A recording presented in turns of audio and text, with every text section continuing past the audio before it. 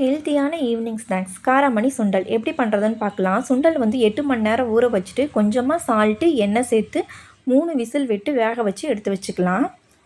தாளிக்கிறதுக்கு தேவையான அளவு வெங்காயம், பச்சை மிளகா, கறிவேப்பிலை, கேரட் வந்து நான் 2 எடுத்திருக்கேன். அந்த கேரட் வந்து தோல் சீவிட்டு இந்த மாதிரி துருவி எடுத்து வச்சுக்கலாம். இந்த சுண்டலுக்கு தேவையான அளவு அரை மூடி தேங்காய் மிக்சரில் போட்டு நல்லா துருவி எடுத்து வச்சுக்கிங்க. வீட்டில் உள்ள பசங்களுக்கு ஹெல்த்தியாக கொடுத்தா உண்மையாகவே நல்ல விஷயம் தானே. கண்டிப்பாக இந்த மாதிரி ஹெல்த்தியாக செஞ்சு கொடுங்க. ஒரு பேன் எடுத்துக்கலாம். பேன் நல்லா ஹீட் ஆனதுக்கப்புறம் தேங்காய் எண்ணெய் மட்டும் போட்டுக்கிங்க. கடுகு, கருவேப்பிலை, வெங்காயம், பச்சை மிளகாய் இதெல்லாம் சேர்த்துட்டு நம்ம வேக வச்ச சுண்டலையும் சேர்த்து நல்லா இதில் பிரட்டி விடுங்க.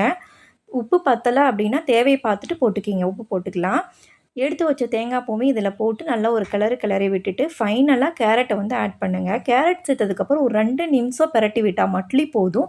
நம்மளோட ஈவினிங் ஸ்நாக்ஸாக ஹெல்த்தியான ஸ்நாக்ஸ் வந்து ரெடி ஆயிடுச்சு. கிட்ஸுக்கு கொடுங்க. என்ஜாய் பண்ணி சாப்பிடுவோம்.